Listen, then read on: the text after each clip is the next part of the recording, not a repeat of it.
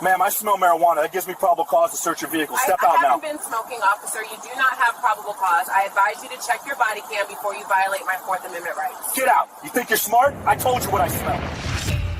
What happened to this woman during a simple traffic stop? All because one officer claimed he smelled marijuana would not only spark national outrage, but ignite a lawsuit that shook an entire police department. Quick flashes, his voice barking probable cause, her voice steady, unbreakable. You are violating my rights. A hard cut to the body cam catching every second. What you're about to see is the exact moment a police officer crossed a constitutional line, a moment that would explode across social media, dominate headlines for weeks, and force the city to pay $12 million after the truth was exposed. Before we continue, where are you watching from? If this is your first time here, hit that subscribe button. Stories like these need to be shared, and your support helps bring more truth to light. But why was this officer so desperate to search her car? And what didn't he expect the body cam to capture? Riverside County, California. Magnolia Avenue on a Tuesday afternoon in September. Temperature 76 degrees, light traffic, clear visibility. A well-maintained suburban street where nothing unusual should happen, where a routine drive home from work should be exactly that. Routine. Officer Ryan Whitmore had been with the Riverside Police Department for 4 years. His personnel file contained notations that supervisors had chosen to ignore, aggressive enforcement patterns, multiple complaints regarding traffic stops, recommend additional training on de-escalation and probable cause standards. Those recommendations were never implemented. The complaints were never seriously investigated. And on this particular Tuesday, that institutional failure was about to cost the city $12 million. Whitmore was running routine patrol when he spotted a silver Mercedes sedan. The driver was a black woman, professionally dressed, obeying all traffic laws. Speed limit was 45. She was doing 43. She signaled every lane change. She maintained proper following distance. There was no legitimate traffic violation, no equipment malfunction, no erratic driving. But Officer Whitmore had already decided what this stop was about, and what he said next would set in motion a chain of events that would expose years of unconstitutional policing.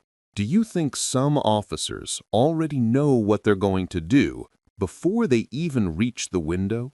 The body cam captured everything in soft daylight. Crystal clear audio and video. No technical malfunctions, no gaps in recording. Just undeniable documentation of what happened next. Ma'am, I smell marijuana. That gives me probable cause to search your vehicle. Step out now. Angela's hands remained on the steering wheel. Her expression didn't change. No panic, no guilt, just immediate recognition of what was happening. She'd heard stories about this tactic. Fabricated probable cause, pretextual searches, officers using subjective claims about odors to justify searches they had no legal basis to conduct. She looked directly at the body cam mounted on Whitmore's chest, then met his eyes.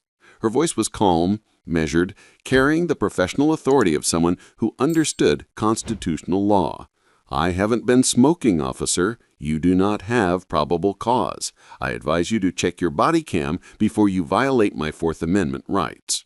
The body cam captured Whitmore's face clearly. No surprise, no reconsideration, just anger at being challenged. His hand moved to the door handle. Get out. You think you're smart? I told you what I smell. He yanked the door open before Angela could respond. She remained seated for a moment, her voice still controlled, still addressing both the officer and the camera that was recording everything. There is nothing in this car. This illegal search is being recorded. Whitmore leaned into the doorframe, his face inches from Angela's, his voice rising. We'll see about that. Get the hell out. The body cam audio picked up every word, every threat, every violation of procedure. Whitmore had skipped every standard protocol. He hadn't asked for license and registration, hadn't explained the reason for the stop, hadn't requested permission to search, hadn't followed any of the steps that distinguish lawful policing from constitutional violation. Angela stepped out of the vehicle slowly, deliberately, maintaining her composure even as her rights were being trampled. She stood beside her car, hands visible, making no threatening movements, and watched as Officer Whitmore prepared to conduct a search based on probable cause that didn't exist. If the first thing a cop says is a lie, how would you react? Officer Whitmore keyed his radio, his voice carrying false authority. Dispatch 4 Adam 7, conducting vehicle search at Magnolia and Riverside Drive. Strong odor of marijuana detected upon approach. That radio transmission, time-stamped at 2:34 p.m., would later become critical evidence, because the body cam footage recording simultaneously told a completely different story. The timestamp showed Whitmore standing beside Angela's vehicle, the driver's door open, positioned at least 5 feet from the interior. The wind direction, captured by trees swaying in the background, was blowing from the vehicle toward the street, away from his position. His body language showed no physical reaction to any odor, no wrinkling of the nose, no leaning closer to investigate, no hand gestures suggesting olfactory stimulus. He was creating an official record of probable cause that video evidence would prove was fabricated. Angela remained standing on the curb, her hands clasped in front of her, her voice steady.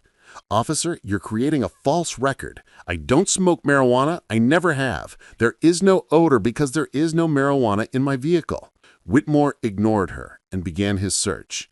He started with the center console, pulling out items carelessly, sunglasses, registration papers, a phone charging cable, and tossing them onto the passenger seat.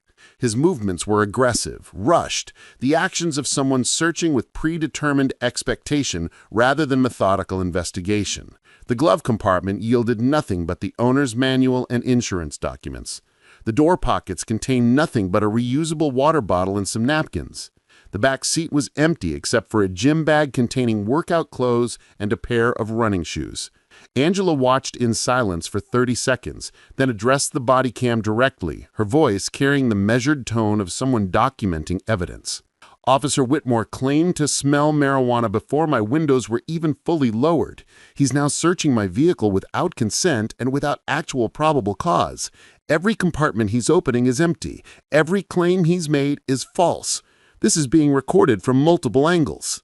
That last statement would prove prophetic, because Angela's vehicle was equipped with a dash cam, a small camera mounted behind her rearview mirror that she'd installed after reading about false arrests and fabricated traffic stops.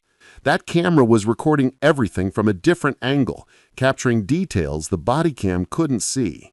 Whitmore moved to the trunk. He opened Angela's briefcase and rifled through legal documents, confidential client files that he had no authority to examine. He unzipped the gym bag and dumped its contents onto the trunk floor.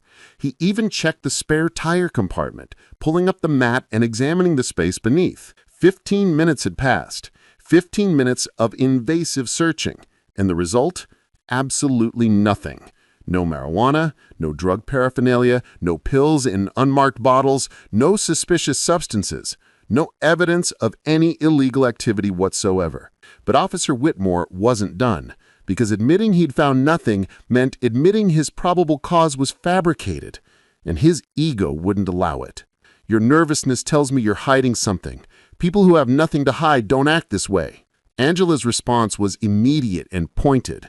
"I'm not nervous, officer. I'm angry. There's a difference. I'm angry that you fabricated probable cause. I'm angry that you're violating my constitutional rights. And I'm angry that you're wasting my time searching for something that doesn't exist." Whitmore's jaw tightened.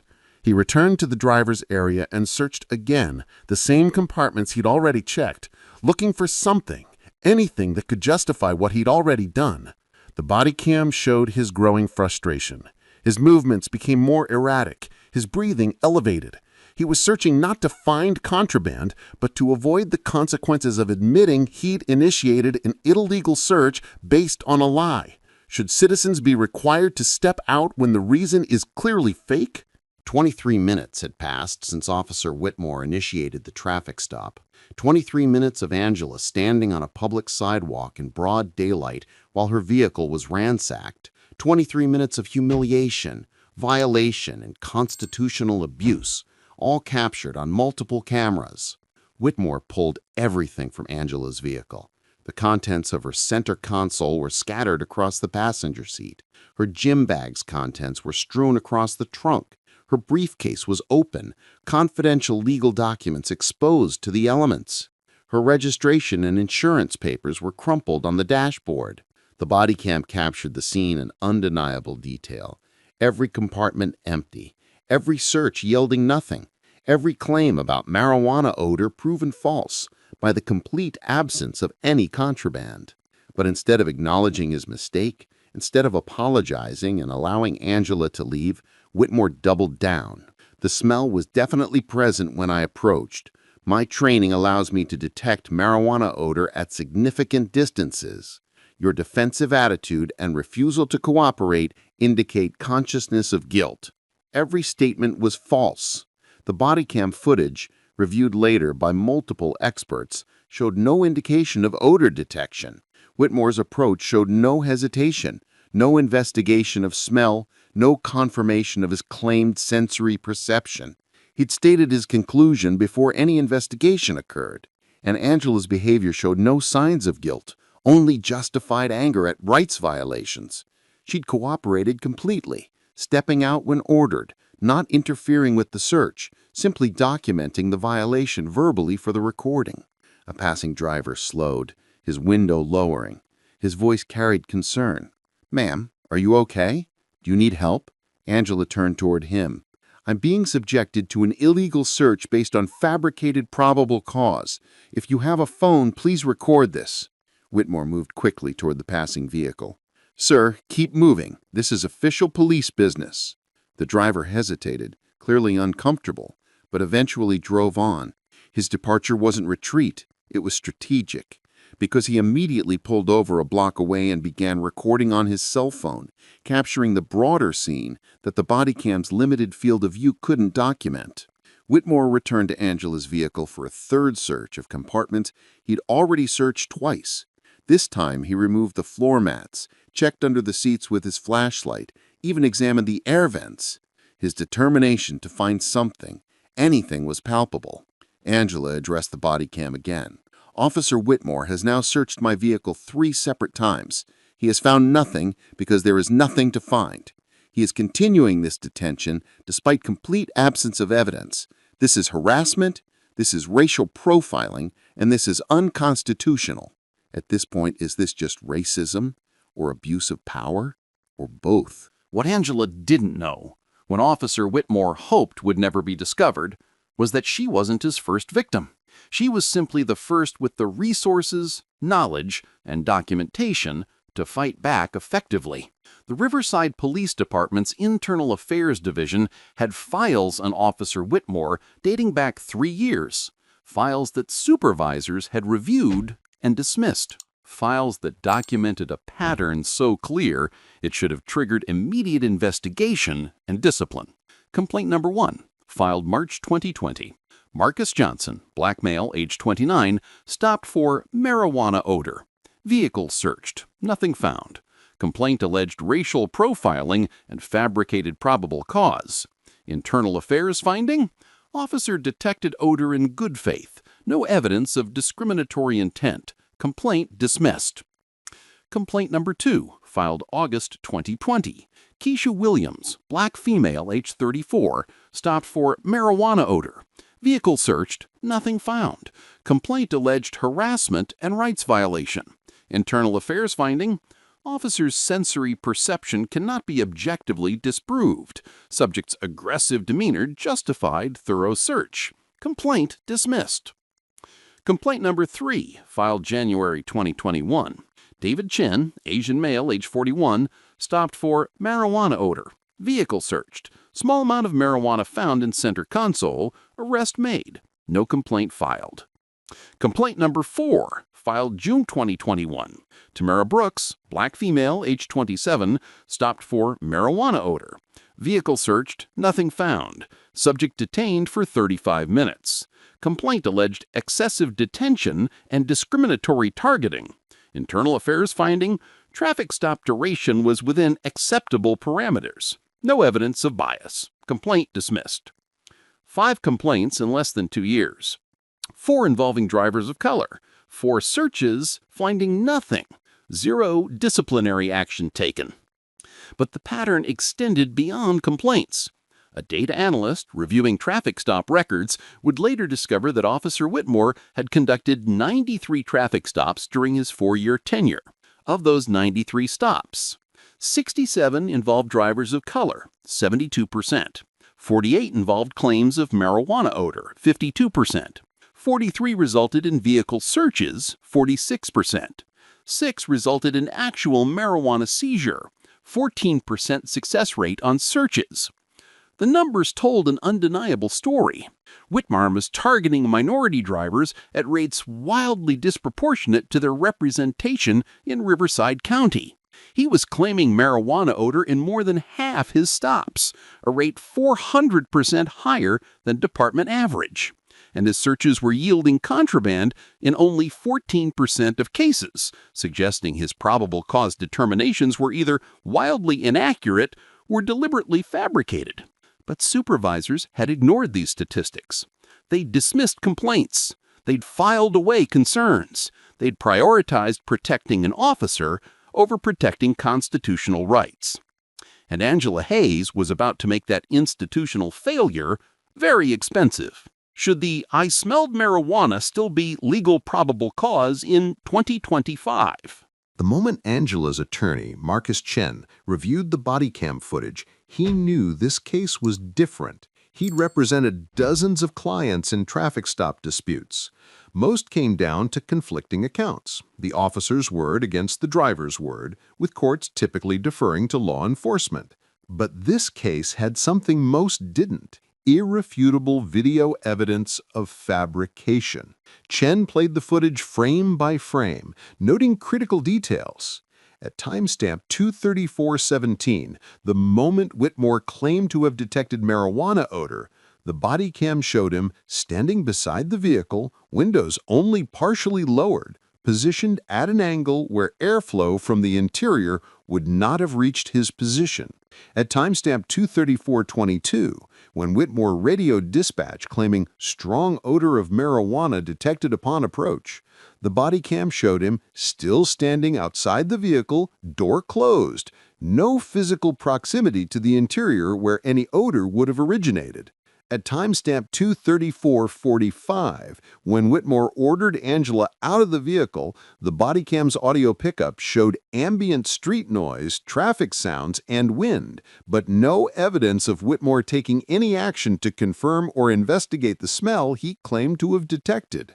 Chen hired Dr. Patricia Gomez, a forensic video analyst with expertise in police body cam interpretation.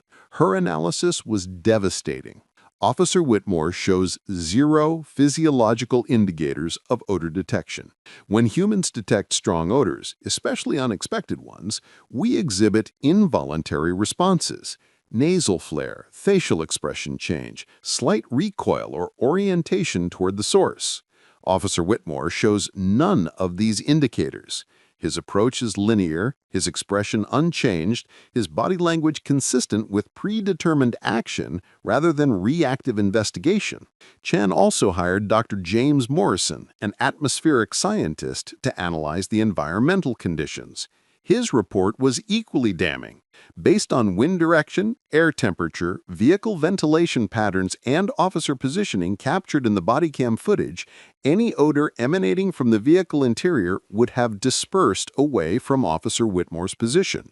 For him to have detected marijuana odor under these conditions would have required concentration levels indicating active smoking, which body cam footage clearly shows was not occurring. But the most devastating evidence came from comparing timestamps. Whitmore claimed he smelled marijuana upon approach, but the body cam showed he'd decided to search the vehicle before Angela had even fully lowered her windows. His probable cause claim came before any opportunity to detect odor existed. He was lying. The body cam proved it, and that lie was about to cost him everything. Chen filed a comprehensive motion to suppress evidence in the citation case Whitmore had issued Angela for unsafe lane change, a violation the dash cam clearly disproved. But more importantly, he filed a federal civil rights lawsuit that would expose the entire pattern. The lawsuit included video comparison evidence. Chen assembled footage from 3 different Whitmore stops involving marijuana odor claims. When played side by side, the pattern was undeniable. Identical body language, identical verbal claims, identical search procedures, and in 2 of the 3 cases, identical results. Nothing found. If body cams didn't exist, what do you think would have happened to a woman like her? The federal lawsuit filed in the Central District of California was a masterclass in civil rights litigation. Attorney Marcus Chen had assembled evidence that made the case virtually impossible to defend. The named defendants were Officer Ryan Whitmore, individual capacity, Sergeant James Torres, supervisory failure, Police Chief David Martinez, administrative liability, and the City of Riverside, municipal liability under Monell Doctrine. The claims included violation of Fourth Amendment rights, unreasonable search and seizure, violation of 14th Amendment rights, equal protection or racial discrimination, false arrest and unlawful detention, intentional infliction of emotional distress, municipal liability for failure to train, supervise, and discipline, pattern and practice of civil rights violations. But it was the evidence section that made the city's attorneys realize they were facing catastrophic liability. Exhibit A, body cam footage showing fabricated probable cause. Exhibit B, Angela's dash cam showing the same encounter from different angle. Exhibit C, cell phone video from passing motorist showing duration of stop. Exhibit D, traffic stop data showing Whitmore's discriminatory patterns. Exhibit E, internal affairs files showing dismissed complaints. Exhibit F, expert testimony proving odor detection was impossible under the conditions. Exhibit G, comparative video analysis showing pattern across multiple stops. The city's initial defense strategy centered on qualified immunity, arguing that even if Whitmore's actions were wrong, they didn't violate clearly established constitutional rights. But federal case law on pretextual stops and fabricated probable cause was well established. Multiple circuit courts had ruled that officers cannot claim immunity when inventing facts to justify searches. Depositions began 6 months after filing. Whitmore's deposition lasted 8 hours and destroyed any remaining defense. Under oath, he couldn't explain the discrepancies between his claims and video evidence. He couldn't articulate what marijuana smell was like or how he'd detected it under the documented conditions. He changed his story multiple times, first claiming he smelled it from 10 feet away, then revising to 5 feet, then claiming he'd smelled it through the window before Angela lowered it. His attorney tried damage control. Officer Whitmore believed in good faith that he detected marijuana odor based on his training and experience. Chen demolished that claim. Officer Whitmore, you've testified that you completed drug recognition training in 2019, is that correct? Yes. And that training taught you that marijuana odor detection requires proximity, correct? Yes. The body cam shows you standing 6 feet from the vehicle when you made your claim. That contradicts your training, doesn't it? The smell was strong enough to detect from 6 feet away through partially open windows on a windy day? Silence. Officer Whitmore, in your 4-year career, you've claimed to detect marijuana odor in 48 separate traffic stops, correct? If that's what the records show. And in 42 of those stops, your searches found no marijuana. That's an 88% false positive rate. How do you explain that? Sometimes people hide it. Sometimes they dispose of it before I search. Or sometimes, Officer Whitmore, you fabricate probable cause to conduct searches you have no legal justification for. The deposition transcripts became public record. Media outlets ran segments highlighting the contradictions. Community organizations organized protests outside Riverside Police Headquarters. The pressure intensified daily. Then the breakthrough came from an unexpected source. 3 more victims, all black drivers, all stopped by Whitmore, all searched based on marijuana odor claims, all findings nothing, came forward with their own dashcam footage and documentation. The case was no longer about one illegal stop. It was about systematic constitutional violations spanning years. A federal judge reviewed the evidence and issued a preliminary ruling that sent shockwaves through the department. The evidence demonstrates a pattern of Fourth Amendment violations based on fabricated probable cause. This court finds sufficient basis to support claims of both individual misconduct and municipal liability for failure to address documented patterns of discrimination. The city's attorneys calculated potential liability if the case went to trial. Between Angela's case and the 3 additional plaintiffs, they were facing exposure exceeding $30 million. A jury that saw the video evidence would likely award punitive damages. The department would be subject to federal monitoring. The political fallout would be devastating. Settlement negotiations began in earnest. Should officers like this ever be allowed back into law enforcement? Angela Hayes returned to her corporate law practice, but the experience changed her fundamentally. She still drives the same silver Mercedes, but now she tenses every time she sees police lights. She still wears professional attire, but she's hyper-aware of how others perceive her. She still knows her rights intellectually, but she understands viscerally how little those rights meant when Officer Whitmore decided to violate them. The $12 million settlement made headlines. The reforms provided some accountability, but Angela will never fully recover from that September afternoon when she was criminalized for doing nothing more than driving while black. She's channeled her experience into advocacy. She serves on the Civilian Oversight Board created by the Consent Decree. She speaks at law schools about civil rights litigation. She mentors young attorneys interested in police accountability work. She's transformed her victimization into a platform for change. The Bodycam footage from her stop is now used in police training academies nationwide as an example of what not to do. It appears in law school civil rights courses. It's cited in appellate briefs arguing against qualified immunity. It's become a teaching tool that's likely prevented similar violations. But Angela knows the work isn't finished. Riverside was forced to change because she had resources and documentation. But there are hundreds of cities where officers still use fabricated probable cause to target minority drivers. There are departments where complaints are still dismissed without investigation. There are victims who don't have the ability to fight back. Officer Ryan Whitmore's career ended. His reputation was destroyed. His name became synonymous with racial profiling and abuse of power. But he never apologized, never acknowledged wrongdoing, never expressed remorse for the dozens of people whose rights he violated. The $12 million settlement delivered justice, financial compensation for constitutional violations.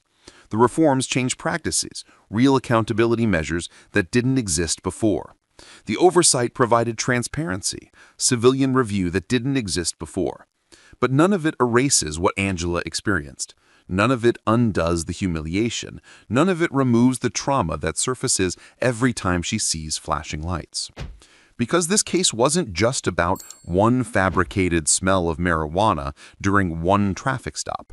It was about a system that enabled Officer Whitmore for 4 years, a system that dismissed 12 separate complaints from people who didn't have resources to fight back, a system that required viral video and $12 million in damages before delivering basic accountability. She did everything right, stayed calm, knew her rights, spoke clearly, and still, she was targeted. This wasn't a smell. This wasn't a misunderstanding. This was a lie caught on camera. A lie that cost Officer Whitmore his career. A lie that cost the city $12 million. A lie that exposed systematic civil rights violations spanning years. The body cam doesn't lie. The dash cam doesn't lie. The pattern doesn't lie. And the $12 million settlement stands as proof. When officers fabricate probable cause to target people based on race, when departments ignore complaints and enable abuse, when systems prioritize protecting officers over protecting rights, there will be consequences. Angela's case represents victory, but it also represents failure. Failure that it took this long, cost this much, and required this level of proof before anyone took action. The real question isn't whether the settlement was large enough. The question is how we prevent the next Angela Hayes, the next Ryan Whitmore, and the next department that looks away while constitutional rights are systematically violated. Well, where do you think you're going? This area's restricted. I just showed you my clearance. Step aside. Yeah, anyone can print a badge. You don't even look like it. I don't have time for this. I'm retrieving evidence for a court order. Did I stutter? Back up, lady. Lena Porter, state attorney. The body cam snaps on to a blinding hallway glare. No setup, no pause, just instant conflict. A black woman in a tailored suit stands firm in the center of the frame, her composure tight as steel. Yet a rookie cop throws his body in front of her like a human barrier, fueled by ego and something far uglier. He crowds the lens, postures, tests her. You can feel the shift the moment he decides she doesn't belong here. Quick flashes, her controlled breath, his puffed-up stance, the air tightening between them. Then she raises something that should have ended the entire interaction. A gold credential that gleams under the fluorescent lights, cutting through the tension like a blade. But instead of stepping aside, the rookie doubles down, challenging her authority, her position, and even her right to stand in the space she's already cleared to enter. The camera catches the exact second disbelief turns into fury, and professionalism turns into a promise of consequences. What happens next didn't just end a rookie's career. It ignited headlines, triggered a $10 million settlement, and left the entire department scrambling to explain why their newest officer thought he had the power to block the state attorney herself. Before we continue, where are you watching from? If this is your first time here, hit that like and subscribe button. Stories like these need to be heard. Your support brings more truth to light. But what made this rookie so bold, and how did his own body cam become the evidence that destroyed him? Miami-Dade County Justice Building, Florida. 3rd floor, restricted evidence wing. 4:15 p.m. on a Wednesday in November. Fluorescent lights humming overhead. Polished marble floors reflecting institutional authority. The kind of building where prosecutors, judges, and law enforcement navigate overlapping jurisdictions with established protocols and mutual professional respect. Usually, Lena Porter was 41 years old, chief state attorney for Miami-Dade County's Public Corruption Unit. She'd been with the state attorney's office for 14 years, rising from junior prosecutor to heading one of the most politically sensitive divisions in Florida. Her current caseload included a major bribery case involving 2 city council members, a police captain, and a contractor accused of rigging municipal contracts worth $8 million. The case was scheduled for trial in 9 days. That afternoon, she'd received emergency notification that newly discovered evidence, financial records seized from the contractor's office, had been transferred to the restricted evidence wing for processing. Time was critical. The defense was filing motions to suppress. She needed to review the documents immediately to prepare prosecution strategy. She arrived at the evidence wing entrance at 4:12 p.m., her state attorney credentials clearly visible on a lanyard around her neck, her briefcase containing the court order authorizing evidence access, her phone showing email confirmation from the Evidence Control Unit supervisor approving her entry. Officer Marcus Hayes was with her, a 16-year veteran with the State Attorney's Office Security Division who'd escorted dozens of prosecutors through this exact process hundreds of times. The 3rd floor security checkpoint was normally staffed by experienced officers familiar with the building's regular personnel. But that afternoon, due to shift coverage gaps, the post was manned by Officer John Reeves, 23 years old, 3 months with Miami-Dade Police, recently assigned to courthouse security as his first solo posting. Reeves had minimal training for the assignment. His academy education covered street patrol, traffic enforcement, and arrest procedures. But courthouse security protocols, evidence handling regulations, and recognition of prosecutorial authority, that received a 2-hour orientation he'd completed 4 days earlier. The body cam footage shows Lena approaching the checkpoint with professional efficiency. She's carrying her briefcase, walking with purpose, her credentials visible. Hayes is beside her, also displaying his security badge. Standard procedure. 2 authorized personnel seeking routine evidence access. Reeves stepped directly into their path, his body language aggressive from the first moment. "Whoa, where do you think you're going? This area is restricted." Lena stopped, her expression showing mild surprise but professional patience. She lifted her credentials, holding them at eye level. "I just showed you my clearance. I'm State Attorney Lena Porter. This is Officer Hayes from our security division. We're here to access evidence under court order." The body cam captured Reeves' face clearly. No recognition, no professional courtesy. Just immediate dismissiveness tinged with something else, the assumption that this black woman in a suit, despite her credentials and explanation, couldn't possibly have legitimate authority. "Anyone can print a badge. You don't even look like it." The statement hung in the air, heavy, coded, unmistakable in its implication. Hayes' voice carried warning. "Officer, I've worked security in this building for 16 years. Ms. Porter is Chief State Attorney for Public Corruption. Verify her credentials through your dispatch if you have concerns, but do not block authorized personnel from performing their duties." Reeves ignored him, his attention fixed on Lena. His voice rose. "I'm retrieving evidence for a court order. You need to step aside immediately." Reeves moved closer, puffing his chest. "Did I stutter? Back up, lady." Hayes stepped between them, his voice dropping to controlled authority. "Officer Reeves, I'm instructing you as senior security personnel to verify and allow access. You're currently in violation of Florida Statute 843.02, obstruction of justice. If you do not comply immediately, I will have you arrested and charged." That threat, delivered by someone who actually had the authority to follow through, should have shocked Reeves into compliance. Instead, it triggered his ego's final desperate defense. "You threatening me?" His voice cracked with indignation. "You're not even supposed to be here." 3 security cameras captured different angles of the hallway. The footage would later show Lena standing calmly, with credentials displayed, Hayes positioned professionally to her left, Reeves blocking their path with increasingly agitated body language, and several staff members who'd emerged from offices to witness the confrontation. One staff member, a paralegal named Jennifer Martinez, had begun recording on her phone. Her footage captured audio the body cam missed. Hushed conversations among witnesses expressing disbelief at Reeves' behavior. Hayes made one final attempt at de-escalation. "Officer, I'm going to reach for my phone to call your supervisor directly. Do not interpret that movement as a threat."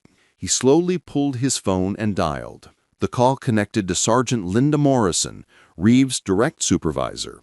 Hayes explained the situation clearly, concisely, professionally. Morrison's response was immediate. "Put Reeves on the phone." Reeves refused to take it. "I'm handling the situation." The body cam captured Morrison's voice through Hayes' phone speaker, loud enough to be clearly audible. "Officer Reeves, this is a direct order. Verify the credentials and allow passage immediately. State Attorney Porter has full authorization to access that wing." Reeves's face flushed red. His hands were shaking. He'd been publicly contradicted by dispatch, by senior security, and now by his own supervisor. Every authority figure was telling him he was wrong, and instead of accepting correction, his ego demanded validation. His voice rose to near shouting, "This is my checkpoint. I determine who passes." Lena exchanged a glance with Hayes. Her expression showed not fear, but weary recognition. She'd seen this before. The entitled officer, the abuse of power, the racism disguised as protocol. She'd prosecuted cases built on exactly this behavior. She pulled out her phone and began recording. "Officer Reeves, badge number 4729. You are currently obstructing a state attorney in performance of official duties, ignoring directives from your chain of command, and creating an incident that will result in formal complaints and potential criminal charges. I am documenting this encounter for—" "Don't record me." His hand shot out toward her phone. Do you think he would have acted the same way if Lena wasn't a black woman in power? What happened in the next 7 seconds was captured from 4 different angles. Reeves' body cam, security camera 3A mounted on the ceiling, security camera 3B at the end of the hallway, and Jennifer Martinez's cell phone video. When played side by side in subsequent legal proceedings, the footage told an undeniable story of assault and battery committed by a law enforcement officer against a state official. Reeves lunged toward Lena's phone, his movements sudden and aggressive. Hayes stepped forward instinctively, putting himself between them. That movement, protective, professional, completely reasonable, triggered Reeves's final catastrophic decision. This is your last warning. Back up. Lena stood her ground, her state attorney credentials still held high in her left hand, her phone recording in her right. "I am the state attorney. Move!" Reeves' hand shot out and connected with Lena's shoulder. The shove was violent. Not a touch, not a guide, but forceful propulsion designed to move her body backward. The security camera footage shows her stumbling, her briefcase falling, her body tilting off balance. She fell backward, her shoulder and hip impacting the marble floor with sickening force. Her head snapped back but didn't hit. She'd managed to tuck her chin at the last instant, training from years of self-defense classes preventing worse injury. The body cam captured Reeves' immediate response. Not horror at what he'd done, not concern for whether she was injured. Justification. "Stop resisting! Stop resisting!" But Lena wasn't resisting. She was on the ground, stunned, her credentials scattered beside her, her phone still recording from where it had slid across the floor. Hayes dropped to his knees beside her. "Miss Porter, don't move. Are you injured?" Multiple voices erupted simultaneously. Jennifer's cell phone video captured staff members shouting, "He just assaulted her! Someone call 911! What the hell is wrong with you?" A security guard who'd been monitoring cameras came running from the command post. He took one look at Lena on the ground, at Reeves standing over her, and his face went pale. "Oh my God, that's the state attorney!" Reeves' expression shifted, his face registering delayed recognition and growing horror. He took a step back, his hands rising. She wasn't authorized. She wasn't supposed to." Hayes helped Lena to a sitting position. His voice was tight with controlled fury. "You just committed assault and battery on a chief state attorney. Don't say another word. Don't move. Don't touch anything." Lena's voice, though shaken, carried absolute authority. "All footage is to be preserved immediately. Building security, lock down all recordings from this hallway for the past 30 minutes. Officer Hayes, contact Internal Affairs and file formal complaint for assault, obstruction of justice, and violation of state officials' authority. And someone call my office. I need assistant state attorneys here within 15 minutes. The security guard helped Lena to her feet. She was visibly shaken, but composed, her years of courtroom experience keeping her focused. Her shoulder throbbed, her hip would bruise significantly, but she was conscious, mobile, and absolutely determined that this encounter would have consequences. Reeves reached for his body cam. The security footage captured him attempting to turn it off, but courthouse body cams had auto-lock features preventing deactivation during incidents. His attempt failed, preserved forever on the recording that would destroy his career. Within 7 minutes of Lena hitting the floor, the third floor of the Miami-Dade County Justice Building transformed into controlled chaos. Multiple supervisors converged simultaneously. Sergeant Morrison responding to Hayes' call. Internal Affairs investigators responding to automated incident alerts triggered by the assault report, and Building Security Command scrambling to secure all evidence and footage. Reeves stood frozen, his face cycling through emotions: panic, defiance, fear, confusion. He tried to speak as Morrison arrived. "Sergeant, she wasn't authorized. I was following protocol." Morrison cut him off with a raised hand. "Don't say anything. You're under investigation. Step away from everyone and wait for IA." But Reeves couldn't stop defending himself. "I'm telling you, she tried to force entry into restricted." Sergeant Morrison's voice dropped to barely controlled fury. "Officer Reeves, The woman you just assaulted is Chief State Attorney Lena Porter. She oversees prosecution of public corruption cases, including police misconduct. She had full authorization confirmed by Security Command, by myself, and by Officer Hayes, who has 16 years in this building. You ignored directives from your chain of command. You refused to verify credentials. You escalated a routine authorized access into physical assault. Do you understand the magnitude of what you've done? The words seemed to finally penetrate. Reeves' face went pale. I didn't know she was... Morrison's response was sharp. You didn't verify. That's the problem. Internal Affairs Lieutenant Marcus Chen arrived with 2 investigators. He took immediate command of the scene, his voice carrying administrative authority. Officer Reeves, you're suspended, effective immediately, pending investigation. Surrender your service weapon and badge. Everyone who witnessed this incident will provide statements. All footage is being preserved under evidence chain of custody. Lena had moved to a nearby office where building medical staff were evaluating her injuries. Paramedics arrived despite her insistence she didn't need ambulance transport. They documented visible bruising forming on her shoulder, checked for signs of concussion, and recommended hospital evaluation that she declined in favor of being examined by her personal physician. But she insisted on remaining in the building long enough to provide her official statement. She sat in a conference room, her shoulder throbbing, and dictated a formal complaint that would become the foundation of both criminal charges and civil lawsuit. At approximately 4:15 p.m., I arrived at the 3rd floor evidence wing checkpoint to access materials under authorized court order. I presented my state attorney credentials clearly to Officer John Reeves. He refused to acknowledge my authority, made racially charged comments suggesting I didn't look like someone who should have access, ignored directives from Security Command and his supervisor to verify credentials, escalated the encounter through aggressive verbal and physical intimidation, and ultimately committed assault and battery by shoving me forcefully, causing me to fall and sustain injury. This assault was unprovoked, unjustified, and represents both criminal misconduct and civil rights violation. Lieutenant Chen asked the critical question, Ms. Porter, in your professional opinion as state attorney, do you believe racial bias played a role in Officer Reeves' actions? Lena's response was measured but unequivocal. Officer Reeves told me I didn't look like someone authorized for access despite seeing my credentials. He escalated with a black woman showing state authority in ways I have never witnessed officers do with white prosecutors. His assumption that my credentials were false, his refusal to verify despite multiple directives, and his ultimate use of force all indicate a pattern consistent with racial profiling and bias against black authority figures. Within 2 hours, local news had the story.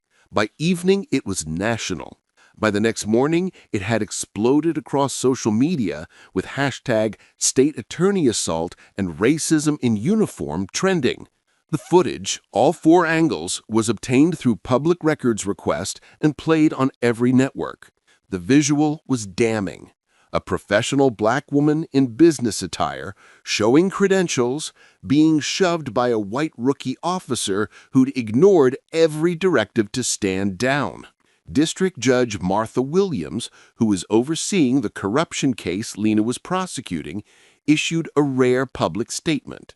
The assault on Chief State Attorney Porter is an affront to the rule of law and the dignity of this court. Those who administer justice must themselves be subject to justice when they commit violence against officers of the court. The Miami-Dade police chief held a press conference within 24 hours. His statement was defensive and inadequate. We are investigating the incident thoroughly. Officer Reeves has been suspended pending review. We take allegations of misconduct seriously. That statement lasted less than a day before public pressure forced a stronger response acknowledging the severity and promising accountability. Do you think the department reacted fast enough, or only because they realized who she was? The investigation into Officer John Reeves quickly expanded beyond individual misconduct to expose systemic failures in training, supervision, and accountability. Internal Affairs obtained Reeves' complete training records. What they found was damning. His academy performance evaluations included multiple warnings, demonstrates difficulty with de-escalation scenarios, tends toward assumption-based rather than evidence-based decision-making. Recommend additional training before field assignment. Those recommendations were noted and ignored. Staffing shortages meant Reeves was pushed through to active duty with minimal remedial training. His courthouse security orientation, the training that should have prepared him to recognize and properly interact with prosecutors, judges, and other legal personnel, consisted of a 4-hour classroom session. No practical scenarios. No assessment of his ability to verify credentials or handle authority challenges. Just PowerPoint slides about building layout and radio codes. Investigators also uncovered Reeves' history of complaints that predated the assault on Lena. During his 3 months of service, 2 formal complaints had been filed. Complaint number 1, aggressive interaction with a Hispanic attorney attempting to access courthouse records. Attorney alleged Reeves demanded proof you're really a lawyer, despite proper identification.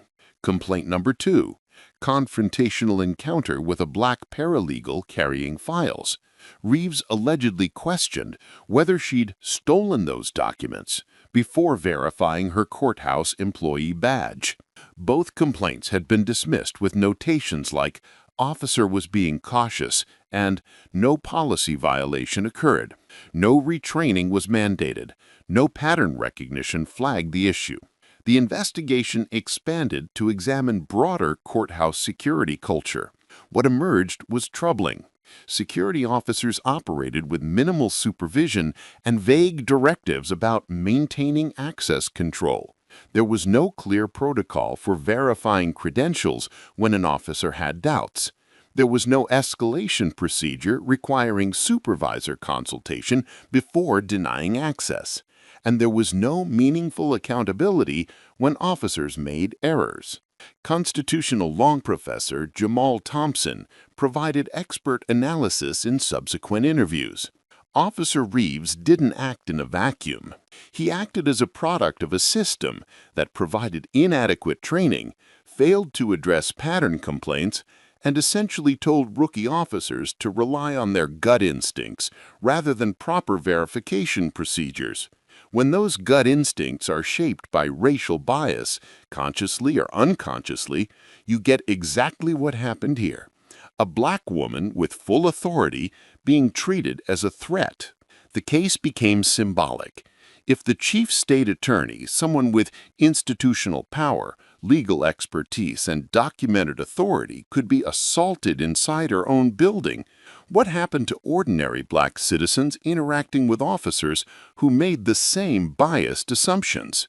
Civil rights organizations seized on the case as evidence of systemic racism within law enforcement.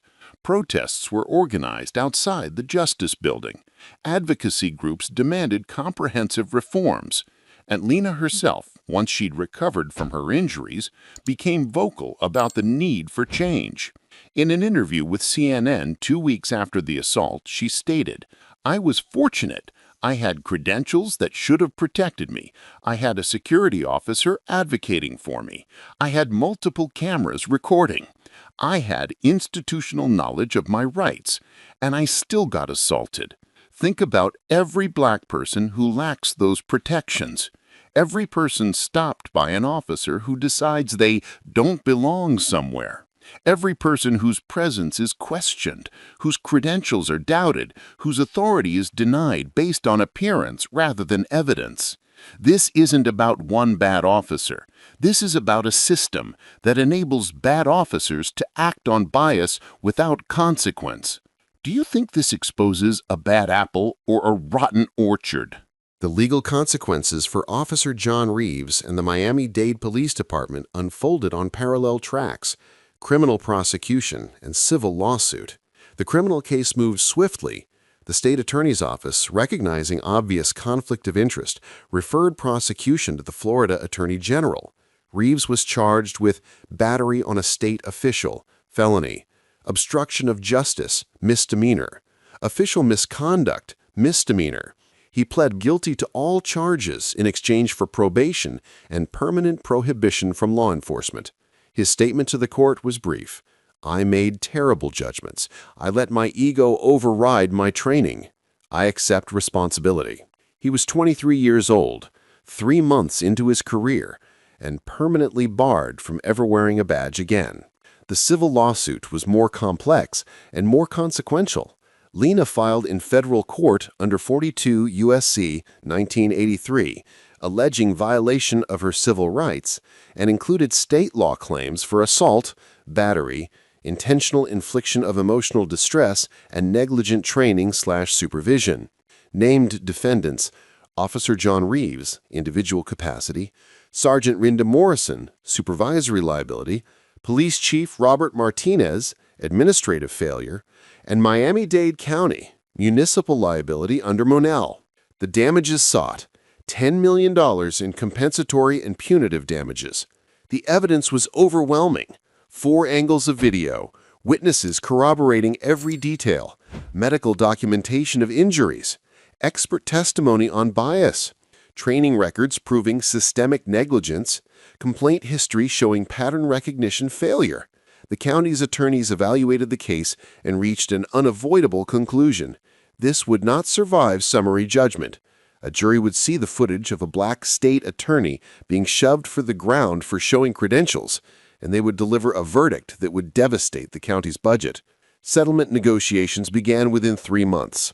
The county's initial offer, $2 million plus policy reforms, was rejected immediately. Lena's attorneys demanded full accountability, $10 million, comprehensive reforms, public acknowledgement of wrongdoing, and federal monitoring. The final settlement, announced 6 months after the assault, $10 million paid to Lena Porter for assault, civil rights violations, and emotional distress. Step away from the vehicle. Where'd you steal this Maserati? I didn't steal anything. I own this car. Yeah, well, you don't look like it. Let me see some ID. Congratulations, that's unlawful detention. Hope you like paperwork, because this is going to cost your department a lot. All right, buddy, hands behind your back. You really want to add false arrests to the list? The body cam jolts as the officer storms toward the gas pump. No context, no warning, no justification. Just an officer charging straight at a black man refueling a silver Maserati, as if he's already guilty of something. Soft daylight hits the frame, but nothing about this moment feels soft. What happened during this ordinary stop at a gas station, all because one officer decided a black man couldn't possibly own a high-end car, would ignite a nationwide firestorm. His voice barking with certainty. "Step away from the vehicle! Where did you steal this car?" His voice again, louder. "Show me your hands! Don't get back in that car!" And then the moment that changed everything. The calm man turns, pulls out his legal credentials, and the body cam records every humiliating second of the officer's baseless accusation. That single act of profiling, captured in real time, did more than expose one bad cop. It triggered a civil rights lawsuit, ended a law enforcement career, and cost the department $5 million. Before we continue, where are you watching from? If this is your first time here, hit that subscribe button. Stories like these need to be shared, and your support helps bring more truth to light. But why did the officer double down? And what did he never expect the body cam to reveal about the man he accused of stealing his own car? Phoenix, Arizona, a Shell station on Camelback Road in Scottsdale's affluent corridor. 11:20 a.m.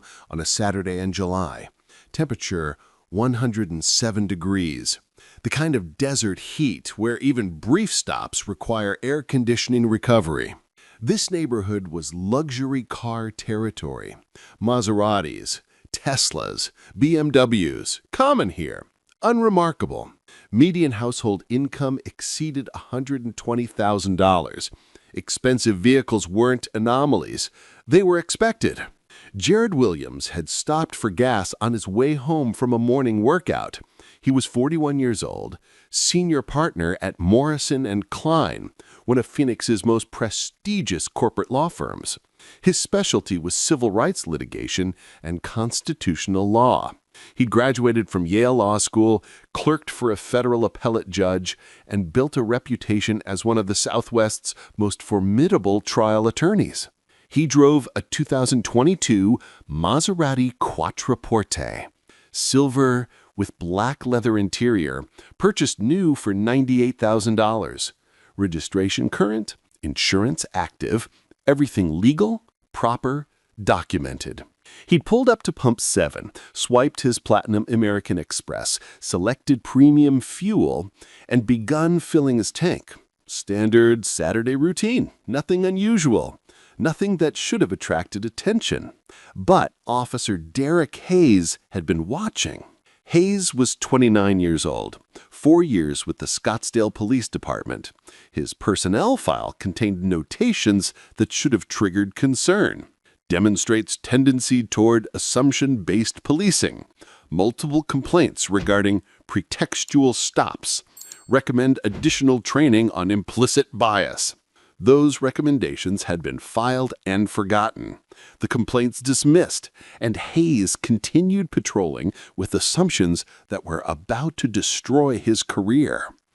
He'd spotted Jared from across the parking lot. A black man, mid-40s, expensive car, and in Hayes' mind, shaped by bias he'd never acknowledged and enabled by a department that had never corrected him, those factors combined into immediate suspicion. The body cam shows Hayes' approach. He exited his patrol car with aggressive body language. Shoulders forward, hand near his weapon, stride purposeful and confrontational. No casual observation, no routine check. Immediate assumption of criminality. Jared was standing beside his Maserati, fuel nozzle in hand, watching the digital display when Hayes' voice cut through the morning air. "Step away from the vehicle. Where did you steal this car?" The body cam captured Jared's reaction perfectly. Not panic, not guilt, just immediate recognition of what was happening, followed by controlled anger. He turned slowly, deliberately, his voice carrying professional authority. "Excuse me, I own this car. I am Jared Williams. This is my registered vehicle." Hayes stepped closer, his hand still hovering near his service weapon. "Sure you are. Show me your hands. You're not getting back in that car." The body cam shows Jared's jaw tighten. His hands were already visible, one holding the fuel nozzle, one at his side. There was no threat. No furtive movement, no justification for the aggressive commands. "Officer, I'm refueling my vehicle at a gas station. I have done nothing to justify this confrontation. I'm a licensed attorney, and I'm advising you right now that you're engaging in racial profiling without probable cause." Hayes' response revealed everything. "I don't care who you say you are. Step away from the vehicle. Now." Jared set the fuel nozzle back carefully. He reached into his pocket, moving slowly, narrating his actions, and pulled out a leather credential holder. He flipped it open, displaying a gold badge with Federal Bar Association engraved across the top. The body cam captured the badge clearly. It also captured Hayes' face. No recognition, no reconsideration, no acknowledgement that he might be wrong. Jared's list dropped, carrying the weight of someone who just watched their constitutional rights trampled. "That's it, white man. False detention, civil rights violation. You just assaulted a federal lawyer. You will hear from me soon." What would you do if an officer approached you like this with zero evidence? Officer Hayes stared at the badge for 3 seconds. The body cam shows his eyes moving from badge to face and back, processing. Calculating, realizing perhaps that this stop wasn't going as assumed. But instead of de-escalating, instead of verifying ownership through registration or his patrol car's computer, instead of acknowledging his mistake, Hayes doubled down. "I need to verify this vehicle isn't stolen. You're going to wait here while I run the plates." Jared's response was immediate and legally precise.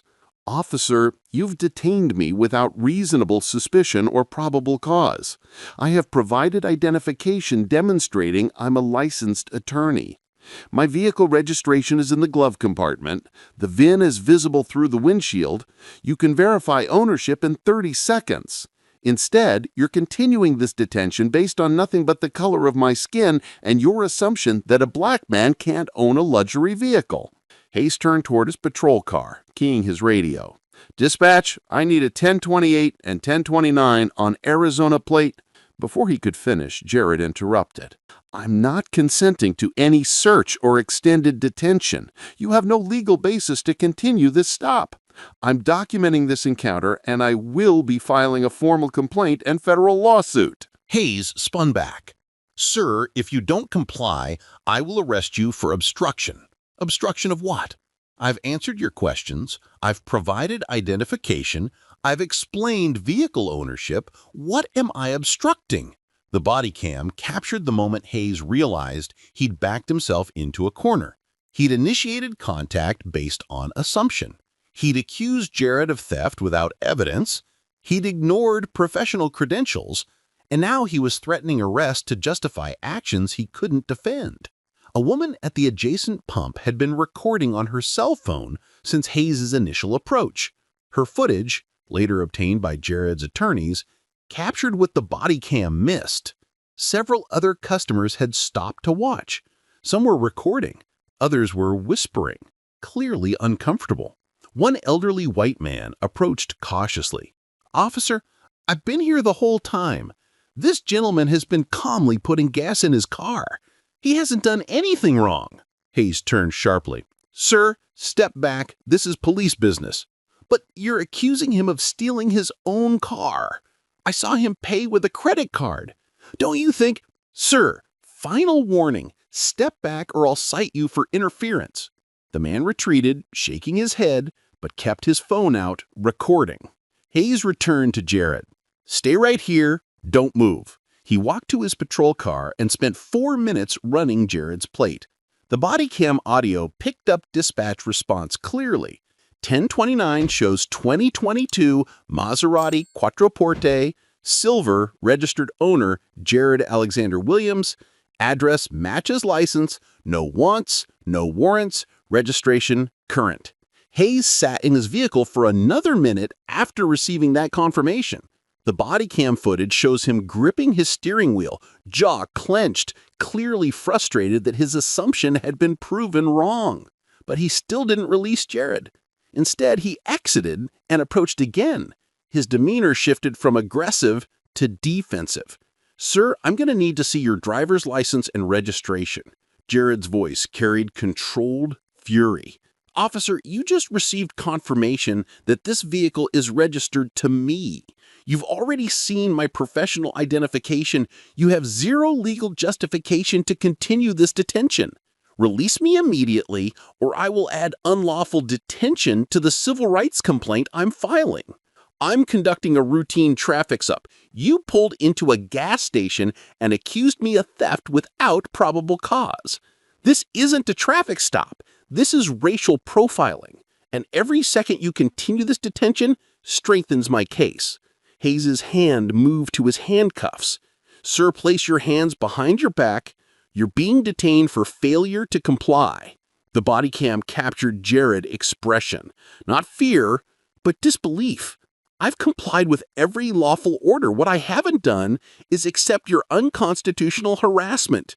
You cannot arrest someone for refusing to accept rights violations." Hayes reached for Jared's arm. That physical contact, captured on body cam, cell phone video, and the gas station security system, was the moment harassment became assault and battery. The moment a civil rights complaint became a federal lawsuit. The moment Officer Derek Hayes' career effectively ended. Why do you think some officers escalate, even when the truth is right in front of them? Jared pulled his arm away from Hayes' grasp, not violently, just a natural reaction to unwanted contact. But Hayes interpreted that movement as resistance. "Stop resisting!" "I'm not resisting. I'm refusing to consent to unlawful arrest. There's a difference. Hayes grabbed Jared's wrist with both hands and attempted to force his arm behind his back. The body cam shook violently as the two men struggled.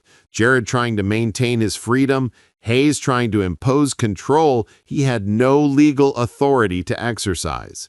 The woman recording shouted from across the lot, "He's not resisting! Leave him alone!" Another voice joined her. "This is police brutality! Someone call 911!" Hayes keyed his radio while still attempting to restrain Jared. "Code 3, I need immediate backup at Shell Station on Camelback.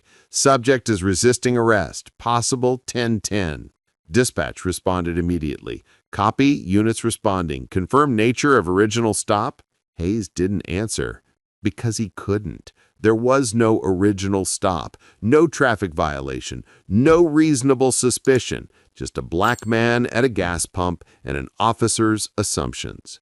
Jared's voice remained remarkably controlled despite the physical altercation. "Officer Hayes, I have your name from your badge. You are violating Arizona Revised Statute 132508 regarding unlawful imprisonment. You are violating 42 U.S.C. Section 1983 regarding deprivation of rights under color of law. You're creating a record of constitutional violations that will cost your department millions of dollars." The recitation of statute numbers gave Hayes pause. His grip loosened slightly.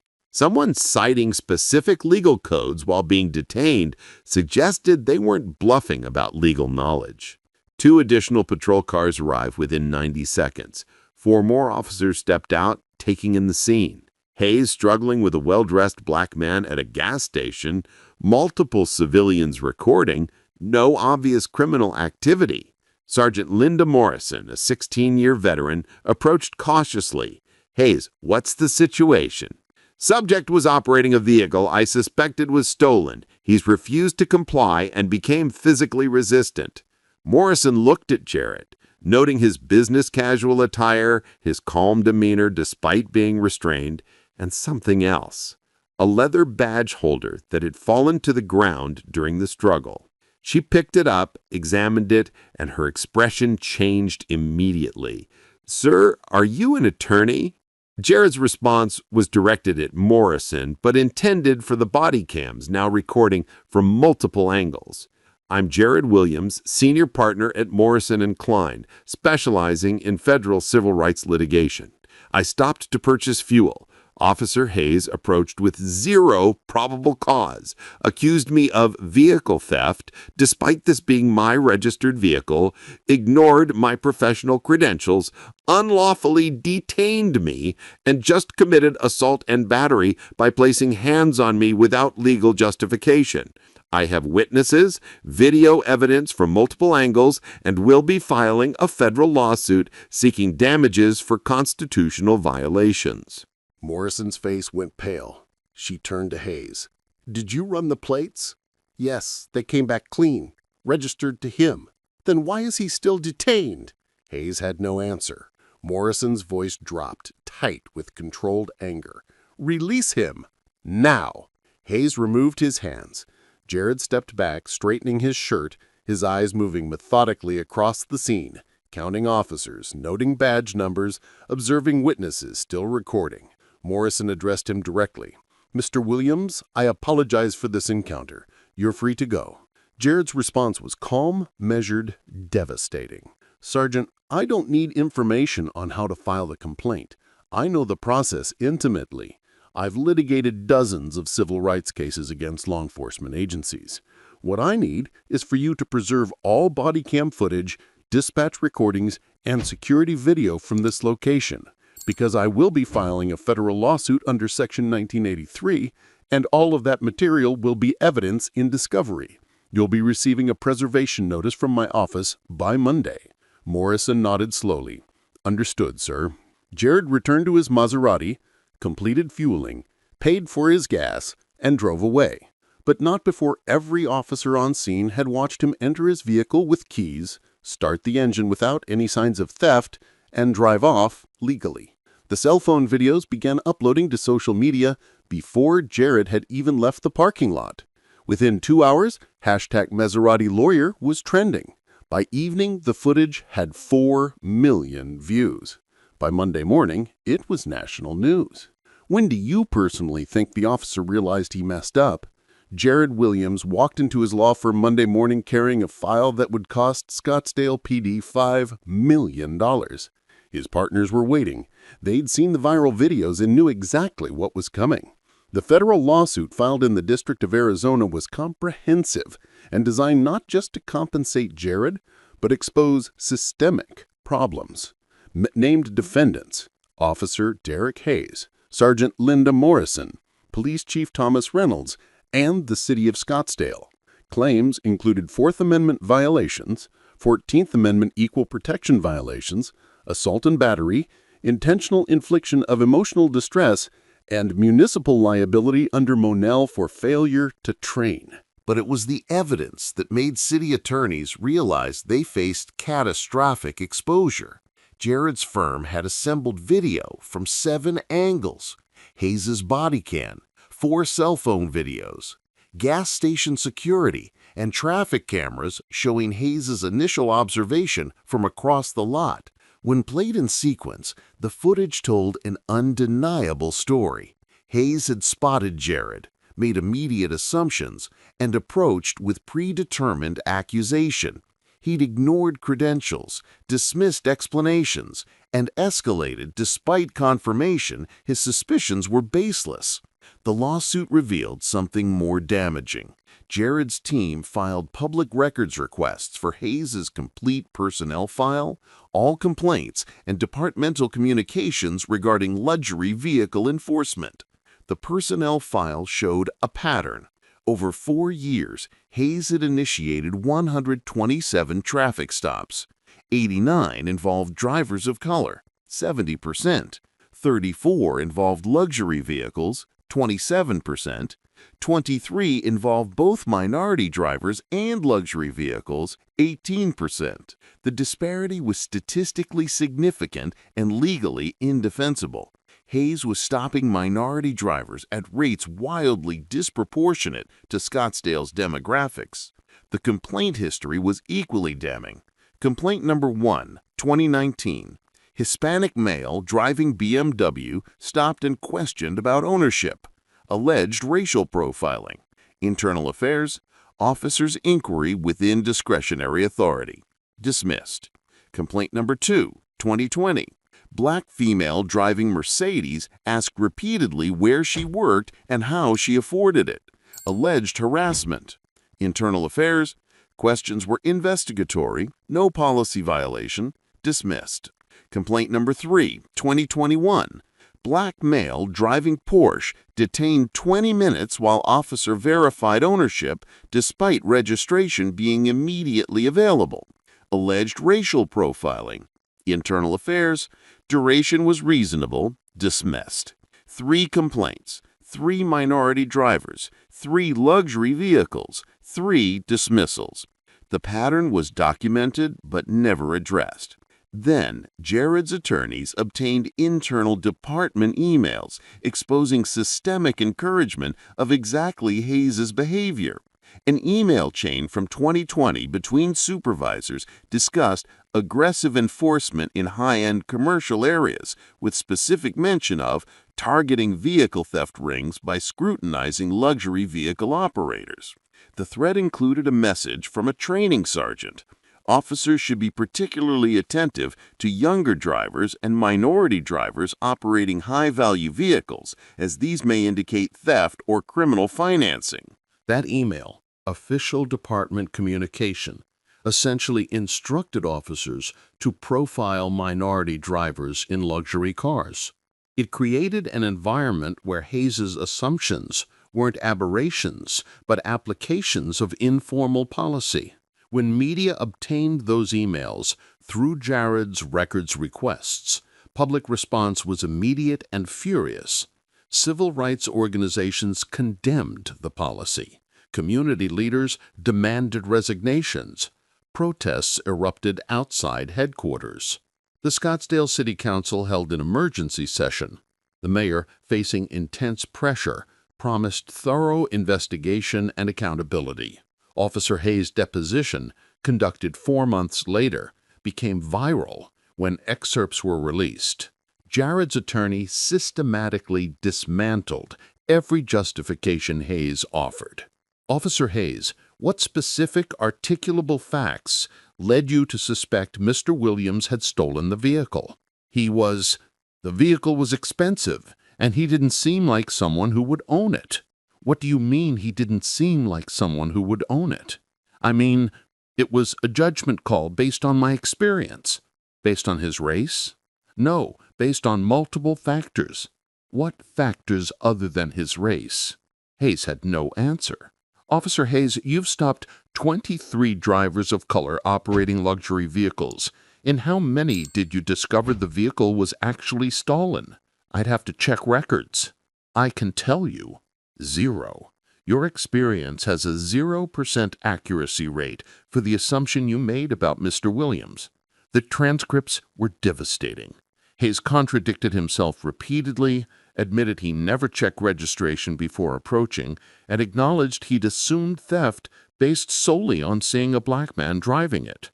But the most damaging revelation came when Jared's attorneys obtained Hayes's text messages with other officers. In a group chat from 3 weeks before the incident, Hayes had written, "Another day, another minority in a car they can't afford. Time to do some investigating." A colleague responded, "Gotta love Scottsdale, where the criminals drive better cars than we do." Hayes replied with a laughing emoji. Those text messages, showing conscious bias, premeditation, and departmental culture enabling discrimination, made the case impossible to defend. Do you think the department knew exactly what it was encouraging officers to do? The city of Scottsdale's defense collapsed within 6 months. Their attorneys initially argued qualified immunity, that Hayes' actions, even if wrong, didn't violate clearly established rights. But federal case law on pretextual stops based on racial profiling was well established. The text messages destroyed any remaining defense. They proved Hayes' stop wasn't a good faith mistake, but conscious discrimination. They showed departmental culture encouraging such behavior. They demonstrated supervisors knew about these attitudes and did nothing. Settlement negotiations began. The city's initial offer was $500,000 plus policy reforms. Gerard rejected it within hours. His counterdemand was $8 million plus comprehensive reforms, including federal monitoring, termination of Officer Hayes and supervisors who dismissed complaints, and creation of independent civilian oversight. Negotiations stretched over 2 months. During that time, 3 more lawsuits were filed by other minority drivers stopped by Hayes. Potential liability was growing exponentially. Political pressure became unsustainable. The city attorney acknowledged they had no path to victory at trial. The final settlement represented one of the largest racial profiling settlements in Arizona history.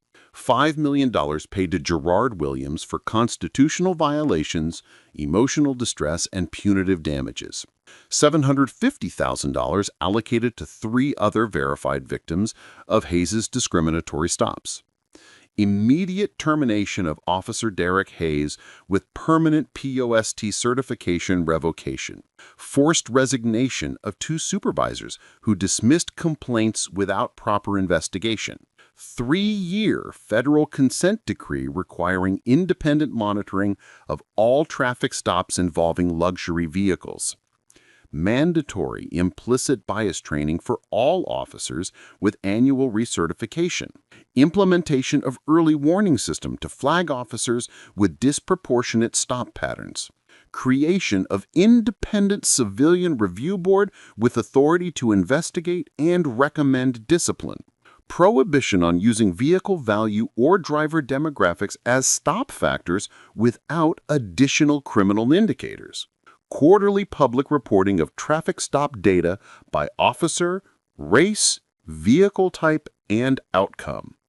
The total package exceeded $7 million when accounting for monitoring costs and reform implementation. Officer Derek Hayes was escorted from the station the day settlement was announced. His POST certification permanently revoked. His name entered the National Decertification Database. His law enforcement career ended at age 29. He offered no apology, made no statement. His attorney released brief comment. Officer Hayes regrets the situation, but maintains he acted based on his training.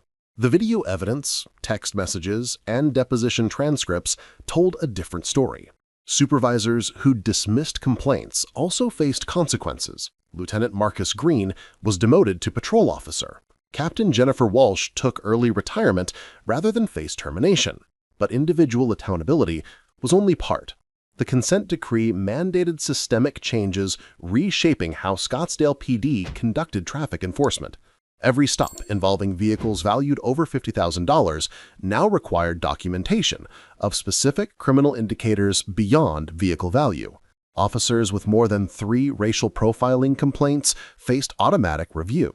Bodycam footage from all luxury vehicle stops would be audited monthly by independent reviewers. At the settlement press conference, Jared delivered a statement capturing both personal experience and broader implications. I'm a senior partner at a major law firm. I have 3 Ivy League degrees. I've argued before federal courts. I built a career on understanding constitutional rights. And yet none of that protected me when Officer Hayes decided a black man couldn't possibly own a Maserati. None of my credentials, professional status, or knowledge prevented him from detaining me, assaulting me, and humiliating me in public. If this can happen to me, someone with resources, legal expertise, and public platform, imagine what happens to people without those advantages. This settlement is justice for me, but it's also a message. Racial profiling has consequences. Departments that enable discrimination will pay. Officers who act on bias will lose their careers, and victims will find accountability, even when the system tries to protect those who violated their rights. Community leaders praised the settlement while acknowledging ongoing challenges. The NAACP representative stated, "This victory came because Jared had video evidence, legal expertise, and public support. But how many others are profiled every day without those resources?" The reforms are important, but real change requires departments to address the bias that makes these reforms necessary. What change do you think would actually prevent cases like this? Jared Williams returned to his law practice, but the experience fundamentally changed his perspective. He'd spent years litigating civil rights cases, representing clients who'd been profiled, detained, discriminated against. He'd understood intellectually what they experienced, but until that July morning, he hadn't truly felt it. The humiliation of being accused of theft while refueling your own car. The frustration of showing credentials immediately dismissed. The fear when an officer's hand moves toward their weapon. The helplessness of knowing you're being violated but having no power to stop it in the moment. The rage at being treated like a criminal for existing while black. He still drives the Maserati, but now he carries multiple forms of identification. He keeps his phone accessible to record encounters. He's hyper-aware of how police perceive him, and he experiences anxiety every time he sees police nearby. The $5 million settlement provided compensation. The reforms created accountability. Hayes' termination delivered justice, but none of it erases the fundamental truth Jared learned that day. In America, for black people, authority is never automatic. Respect must be demanded, rights must be defended, and justice must be fought for. The body cam replays in silence. Jared simply fueling his own car, then Hayes storming in. The assumption, the accusation, the violation, and finally, the still frame of Hayes' panicked face after learning Jared was a federal lawyer.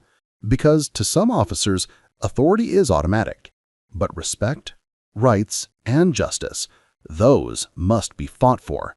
Before we go, where are you watching from? If this is your first time here, hit that subscribe button. Stories like these need to be shared, and your support helps bring more truth to light.